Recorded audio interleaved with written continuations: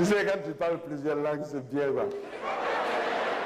Le président dont je vous parlais tout à l'heure, le président Oufouet, ça, il était très fort, il connaissait beaucoup de choses et tout, mais là, les langues, c'était pas son fort. À part le baoulé, doula, français, mais anglais, espagnol, etc. Là, c'est pas son problème. Alors, il me faisait l'amitié de m'inviter souvent à la maison ou même à des petits voyages et tout. Et puis un jour, il me dit, Bamba, je dois très incessamment me rendre aux États-Unis. Je souhaiterais que tu fasses partie de la délégation. J'ai dit, moi? Il dit, ouais. Il dit, bon, donc quand on compte les grands types là, on me met dedans. Bon, on va aller. On prend l'avion, on décolle d'ici. Dans l'avion, on allait aux États-Unis. En ce moment, c'est Ronald Reagan qui était le président de la République des États-Unis.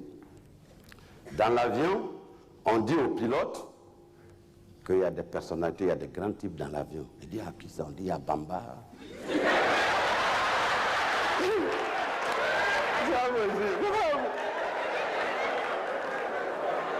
Non, dans notre jargon, quand il y a des personnalités, on dit aux gens, on dit à les VIP. Very important personality. You know?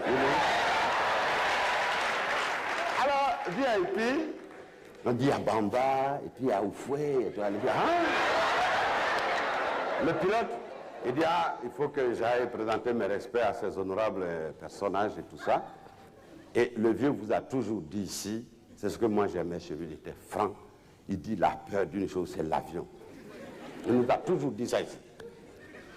Le pilote, à peine on a fait 1 heure de vol, il met l'avion sur pilotage automatique. Il arrange sa veste, ses galons, sa casquette. Il sort et dit, il vient nous saluer. Quand il est sorti, il m'a serré la main, il a serré la main au président Oufouet. Puis il a commencé à saluer les autres, quoi, tu vois, les ministres. Après avoir salué les grands devant, là, derrière.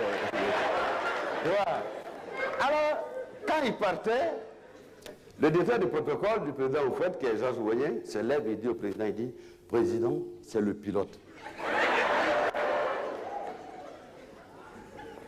Le vieux, il s'est assis.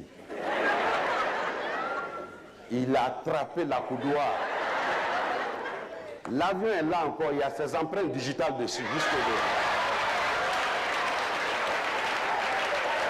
Tellement il a attrapé ça fort.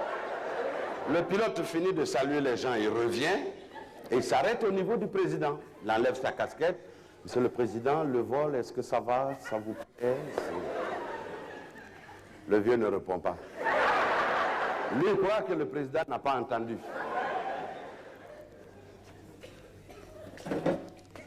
Il vient assis. Lui, il se baisse. Donc, monsieur le président, je demandais si le vol se passe bien, si ça va, vous n'avez pas besoin de... On croyait qu'il dormait. Ah, il faisait le crocodile de Yamsokro. Brusquement, il ouvre les yeux, il regarde le pilote. Il dit, vous me demandez à moi si ça va? Ça irait beaucoup mieux si vous étiez assis à votre place. Parce que, voyez-vous, un avion, ça se conduit, c'est pas ici. Alors, le pilote frustré, il se débine, il rentre au cockpit, et le ministre qui était là, qui avait envie de rire, bon, comme c'est le patron, on ne peut pas rire comme vous riez là, ils se sont fait signe, allons à la queue de l'avion, on va rigoler un peu. Et les deux décident de partir. Moi, je ne sais pas ce que c'est après les deux là. Ils étaient Husser à soin. Et puis Jean-Jacques Béchot. Se sont levés pour aller derrière là-bas. Or, dans notre jargon, quand vous êtes en voiture, par exemple, et que vous montez sur un cassis ou d'autres, la voiture fait zzz. Ça chatouille même un peu. Dans l'avion, quand l'avion fait ça, nous on appelle ça des trous d'air. Donc, au moment où les deux se sont levés, il y a eu un trou d'air. L'avion a fait zzz. C'est la première fois que j'entends le président Faure parler baoulé en public. Il était assis comme ça. Quand l'avion a fait zzz, il dit Béjo, de Botisa Bo, à mes conseils.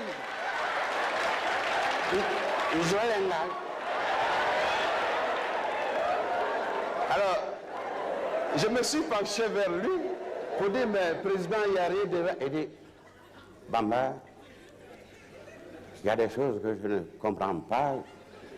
La jeunesse actuelle est têtue. Il faut qu'ils s'asseyent comme tout le monde, parce que ce n'est pas le moment de déstabiliser l'avion avec leur poids.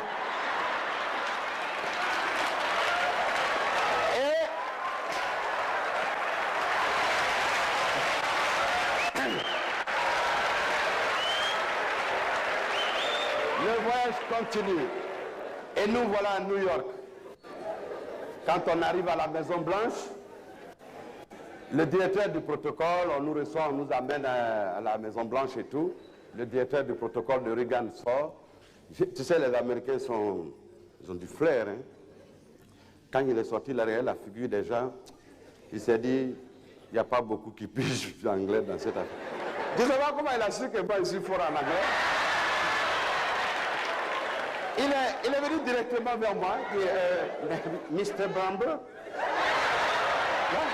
Il dit, have a seat please, Mr. President Reagan is coming. J'ai dit à vous, il dit, on n'a qu'à s'asseoir, le président arrive. Donc, on s'est assis. Le vieux se penche vers moi. Bamba, les Américains ont-ils changé de chef d'État? J'ai dit non, pourquoi? Il dit, mais ce n'est pas le nom qui a été prononcé par le protocole. J'ai dit oui, mais président, justement, c'est un truc dont je voulais discuter un jour avec toi, parce que la francophonie, c'est ça aussi, nous on a tout francophonisé. Oui, c'est pas francisé, on a francophonisé. Alors, il dit, ah bon, qu'est-ce qu'il y a? J'ai dit, tu vois, les Français, Robert, ils disent Robert. Mais les Américains, ils disent Robert. Il dit, ah bon? J'ai dit alors, donc tout à l'heure, il m'a dit que le président arrivait. Et il dit, mais c'est pas le nom du président. J'ai dit, si. Il a dit Mr. Ronald Reagan. Il dit, mais et Ronald Reagan, il n'est plus au pouvoir. J'ai dit, c'est le même. Toi, tu es en train de franciser là. On est en Amérique, il faut américaniser les choses. Et pendant ce temps, Reagan arrive, vous connaissez son style cowboy, Brad Smith et tout, il arrive, fait un petit discours, il veut dire aux gens, mesdames, mesdemoiselles et messieurs, j'ai le plaisir de vous présenter un des grands Africains et tout. Vous savez comment on dit ça en anglais? You know, man. Il vient et dit, ladies and gentlemen, I'm very happy to introduce you one of the best Negro of Africa. Mais le Dieu n'a rien compris. Tout ce que dit la communication avec c'est négro. I'm very happy to introduce one of the best Negro of Africa. Et Wigné s'est levé, il veut traduire, le vieux dit, Georges, assois-toi. J'ai passé plus de 40 ans de ma vie à vous enseigner la tolérance, la compréhension, la fraternité, la concorde et la paix. Si Reagan m'a traité ainsi, c'est parce qu'il n'est jamais venu en Afrique. Mais à mon retour à Yamoussoukro, je lui demanderai de me rendre ma visite. Et lorsqu'il viendra, et que debout dans la voiture décapotable, lorsque le peuple dressé comme un seul homme, le long du parcours se mettra à l'applaudir, en regardant les visages, il s'apercevra qu'il y a des Africains qui ont le nez plus gros que le mien. Là, c'était super. Et on part de là, les gars. J'arrive, un jour, il y a des maladies qui se soignent à l'hôpital, hein, mais il y en a, ça là, c'est difficile. Il faut faire l'effort toi-même. J'ai un ami qui a une maladie, les Blancs appellent ça la timidité. Timide, je vous dis qu'il est tellement timide que... Oh. Même quand il veut éternuer, il avale. Pour ne pas que les gens entendent... On était à une cérémonie, on était invité un jour chez des amis, on était là comme ça. Le type a envie de faire pipi. Il ne sait pas où se trouvent les toilettes. Il a honte de demander aux gens les toilettes, c'est où? Il a supporté. Il a encaissé. Il a enduré. Il a bloqué. Il a soutenu. Mais au bout d'un moment, ça n'allait plus. C'était au bord. Ça allait sortir. Ça dit, même s'il respire, ça sort. Le type, il s'est dit, non, il y a d'autres, une autre vaut mieux qu'une autre. Je vais demander. Il demande au voisin, il dit, les toilettes, c'est où? On dit tout droit comme ça, et puis à gauche. Mais il a démarré en 4e vitesse. Tout droit, à gauche. Il rentre là-bas, qu'est-ce qu'il trouve, mesdames et messieurs? 2 toilettes, 2 portes. C'est normal. Toilette homme, toilette dame. Naturellement, toilette homme, il touche, c'est fermé à clé. Il y a quelqu'un dedans. Oh, vous savez, quand c'est comme ça, le pipi devient plus serré encore. Il tape ses pieds.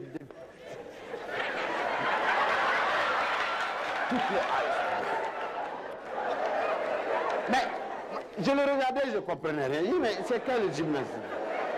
Bon, il s'est dit à un moment, bon, comme c'est juste pour faire pipi, je peux aller chez les femmes. C'est pour faire pipi seulement. Bon. Donc, il touche la porte des femmes, ça s'ouvre. Vous savez, quand vous êtes en bras et puis on vous dépanne. Le type, quand il a joué la porte, quand elle s'est ouverte, il était tellement content qu'il n'a même pas cherché à comprendre. Je ferme le éclair, paf, et puis il a commencé à faire pipi. Il a commencé à faire pipi. Il y a une femme qui était dedans qui a oublié de fermer. Je vais vous raconter exactement la scène. La femme dit, mais c'est quoi ça? Regardez-moi ça. Je crois que comme ça, vous faites, vous chercher les femmes de vos camarades. Moi, je ne suis pas les filles qu'on cherche aux toilettes, mais je suis marié. Il faut sortir tout ceci pour me marier. Le gars ne l'écoute pas, il fait pipi. Il fait pipi jusqu'à il respire fort même. Il pisse, la femme dit, mais c'est pas à vous que je parle. Regardez-moi déjà. Moi, mon mari, là, est-ce que toi, tu peux le battre même? Regardez. Et puis, moi, des ignorants comme ça, là. Quand tu es venu, tu n'as pas fini sur les portes que là-bas, là, c'est pour les hommes, et puis ici, c'est pour les femmes. Hein? Et puis tu rentres chez nous, ici, comme ça, tu commences à pisser. Je te dis que là-bas, là, c'est pour les hommes, ici, c'est pour les femmes. Faut sortir, faut sortir. Le type ne l'écoute pas. Il fait pipi. Quand il a fini de faire pipi, il regarde la dame, il dit, mais madame, vraiment. Mais c'est quoi? Ici c'est pour les hommes, là-bas c'est pour les femmes, ici c'est pour les... Et ça là c'est pour qui? C'est pas pour les femmes aussi? Je vous remercie mesdames et messieurs. Je vous retrouve dans 10 minutes. À tout à l'heure. Ça ne fait que commencer.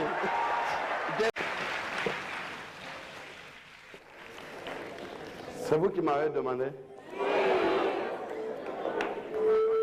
Pourquoi? Donc je commence à croire à ma femme, elle dit que je suis beau. Je ne voulais pas me dire, je dis je suis vilain, mais ma femme me dit tu es beau. Delphine, bisous à toi. Candia, bisous à toi. Tout ça c'est pour rendre ma femme jalouse. Comme ça quand je lui donne un billet d'avion, je dis voyage, je dis et puis elle est partie, et puis tu vas recevoir les Candia et puis les... ma femme, je ne sais pas si c'est elle qui souffre aussi, c'est moi qui souffre. Mais pour supporter un type comme moi, c'est pas facile. Hein. Il n'est pas beau, il a des cheveux blancs, il fait le zouave. C'est... Non, soyons sérieux. Les blancs vont nous tuer. Ouais. Vous savez, et Adja, tu es là aussi. Mes yeux voient clair. Alors, voilà que un jour, j'ai assisté à une situation dramatique. Quand vous voyez l'heure que je prends, même vous savez que c'est dramatique. Est-ce que, mesdames, vous qui êtes là, si votre mari vous trompe, est-ce que vous pouvez le féliciter? Messieurs, si votre femme vous trompe, est-ce que vous pouvez la féliciter? Félicitez votre femme parce qu'elle vous a trompé. Ah, vous n'êtes... Moi, ma femme, elle me trompe. Je la détrompe. Comment? Et moi, je lui dis souvent que... Elle me dit, dis-moi la vérité, est-ce que tu me trompes souvent? Je dis non, moi je ne te trompe jamais. Mais, il m'arrive souvent peut-être de me tromper de femme. Mais, voilà. Un couple, c'est des amis. Ils ont eu un enfant après beaucoup de difficultés. On a accusé la femme, on dit elle est stérile. Après, on a dit c'est le monsieur, comment les Blancs appellent ça, les zoïdes, qui ne sont pas bons. Moi, j'ai été à l'école de français, mais il y a des mots vraiment que je n'aime pas souvent prononcer par éducation. J'avais un de mes chefs à l'aéroport qui bégayait. Et un jour, le directeur dit à sa secrétaire d'appeler le patron pour qu'il vienne au siège, ici au plateau, parce qu'on avait besoin de lui. Quand la secrétaire a appelé, il n'était pas là. Et c'est un de ses collaborateurs qui a pris le téléphone et il a dit, bon, quand le patron va venir, je vais lui dire. Alors, comme lui, il bégait, quand le patron est arrivé, il dit, hey, chef, oh. On a téléphoné. On dit que vous êtes une con. C'était un blanc. Il dit, à ça, je ne vous permets pas. Vous me traitez tout, mais pas de con. Le type dit, mais laissez-moi terminer. Il dit, mais oui, mais allez-y vite, mais ne traitez pas. Il dit, non, mais on a téléphoné pour dire que vous êtes con. Donc, alors, par là, moi, j'interviens dans cette affaire, on calme les esprits et on vient à la direction. Il était convoqué à la direction. Mais Vauquet, là, n'arrivait pas. Donc, arrivé à la direction, on nous appelle, le directeur est là, le patron qui bégait est là, celui qui est convoqué est là. Moi, j'étais assis là en tant que délégué du personnel. On va régler l'affaire. Alors, le blanc, il dit, écoutez, monsieur le directeur, j'étais sorti pour régler un petit problème. Et dès que je suis revenu, bah, il m'a appelé, il m'a dit que j'étais con. Bah, je lui ai dit que je ne lui permettais pas. Mais il a insisté à me faire croire que j'étais con. Alors, on dit, attends, quand on a passé la parole à mon frère, il est béninois. Il dit, monsieur le directeur, c'est pas vous qui avez été téléphoné à l'aéroport pour con. Le blanc dit exactement, c'est ce qu'il a dit. Et en plus, il a le toupet de recommencer. Le type, donc, il a réussi maintenant à ajouter le Vauquet. Le blanc qui ne comprenait rien dans ça, il dit, en plus, il parle son patois. Pour le traiter de Vauquet et tout. Alors, quand ça s'est passé comme ça, on a expliqué, on a dit au blanc, non, le directeur a téléphoné pour dire que vous êtes convoqué à la direction et qu'il fallait venir, c'est ce qu'il voulait vous dire. Et vous savez qu'il bégayait, il n'arrive pas, le Vauquet n'arrivait pas. On sort de là, tout est réglé, et puis dans le couloir, il me trouve, il me dit, mais vraiment, Bamba, j'ai dit ouais. Il dit, mais les gens sont cons. J'ai dit, c'est cas. Tu as fait une palabre à l'aéroport pour ça. On vient chez le patron, tu fais palabre. Dans le couloir encore. Il dit, mais attends, je veux dire que les gens sont compliqué. Je dis, mais écoute, mon frère Martin, je vais te dire une chose. Si tu veux parler français, fais un effort, tous les mots qui commencent par cette syllabe-là, il faut laisser ça. Il dit, mon vieux, tu me fais rigoler. Moi, je parlerai toujours comme je veux. Celui qui n'est pas j'ai dit bon temps, et puis c'est bon. Et là, je vous parlais de ce couple qui a eu un enfant. Jusqu'à l'âge de 8 ans, le gosse, il ne parlait pas. Il s'appelle Hervé. Il ne parle pas. On est allé voir les médecins occidentaux, asiatiques, américains, africains. On est allé dans les villages pour voir les Canaries, tout ça. Il ne parle pas. Et puis un jour, on était invités à la maison, chez lui, chez ses parents. On était assis. Et puis, tu sais, on priait, les gens vont à la mosquée, d'autres vont à l'église. Vraiment, on prie pour le petit, quoi. Il faut qu'il parle. À 8 ans, son affaire d'école même est déjà compliquée. Il ne peut pas aller à l'école, il ne parle pas. Ah, mon Dieu. Un jour, on est à la maison, le petit, il remue ses lèvres. Il dit, on dit, la maman va parler. Dieu. La maman me dit, Dieu est miséricorde, le Seigneur est puissant. Mon fils va parler aujourd'hui. Dieu. Et la femme fait, mais, on dit, Dieu, sa grand-mère, Dieu. Mais c'est bien. Allez dire à la grand-mère que l'enfant a parlé.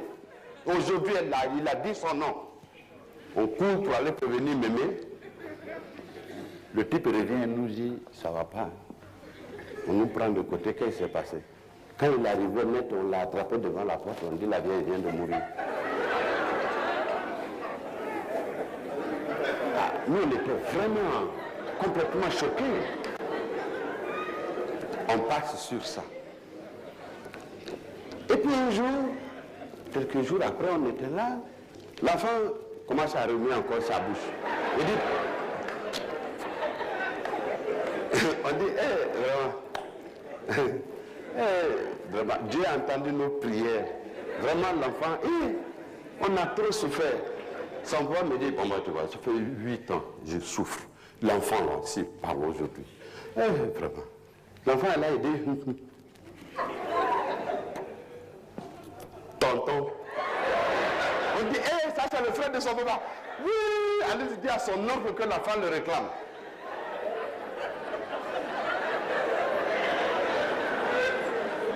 On vient nous dire que l'oncle est mort. Moi, je dis, je ne vais plus chez les gens là. J'ai fait 3 mois sans mettre pied là-bas. Et puis il me voit, il dit, mais bon, on ne te voit plus. Je dis, non, mais tu sais, chez toi là, les noms. Non, mais tu sais, Bamba, Dieu était bon. 4 mois, je viens un jour chez eux. On était là. L'enfant, au salon, il commence à faire. Donc, chacun tourne sa figure, quoi. Parce que toi qui le regardes là, si jamais il dit ton nom là, tu es là comme ça et puis il dit Ben. Donc, l'enfant fait. Tout le monde dit. J'étais le seul à dire, oh le Seigneur, sa maman me dit, ben tais-toi. J'ai dit non, tu sais, il faut croire en Dieu. Son père dit, l'enfant est là, brusquement, il dit, papa. Son papa dit, bon,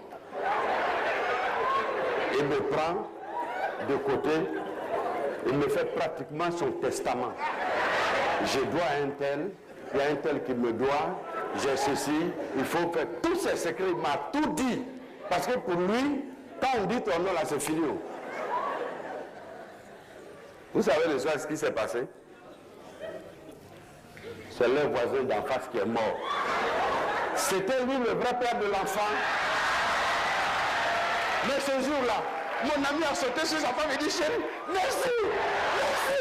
Si tu ne m'avais pas trompé, ça va t'aller mourir aujourd'hui.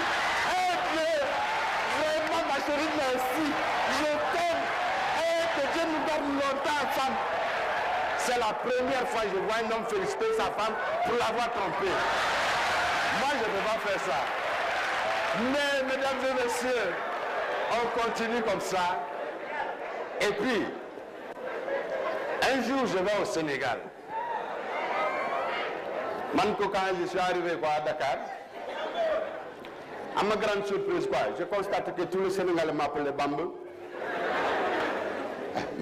Je leur dis que mon nom c'est Bamba. Ils me disent, mais c'est pareil, Bamba, c'est pareil. Même nous, on a des Bamba ici. Je dis, mais oui, mais peut-être vous avez des Bamba, mais nous, en Côte d'Ivoire, c'est des Bamba.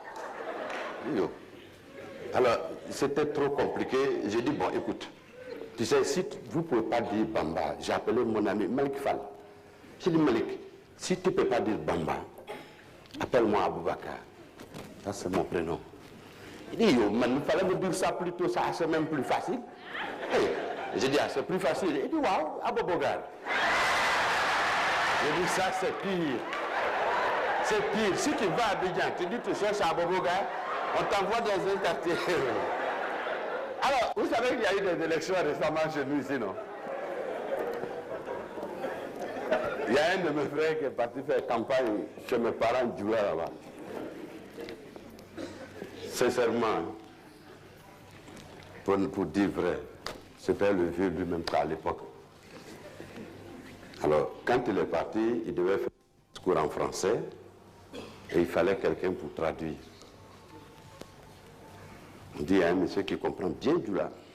On l'a appelé, on dit, et n'a pas fait qu'elle fait, n'a qu'à me faire bafo. Ça dit, arrête-toi à côté du fouet, ce qu'il va dire là, tu traduis. Et la première question que la population pose au président, on dit, mais président Oufouet, nous on est en brousse ici, on ne comprend plus rien. Avant, on était tous là, on connaissait RDA. Maintenant, on dit il y a FPI, il y a PIT, il y a RDR, il y a USD, il y a PIT. Vraiment, nous. Alors, toi, tu es un vieux sage. Donc, nous, on doit faire quoi? On ne comprend rien dans cette affaire. Le vieux dit, je vous répondrai juste par une phrase. Il peut y avoir 1000 partis dans ce pays, mais nous restons ce que nous sommes. Et j'appelle ça le chien à boire, la caravane passe.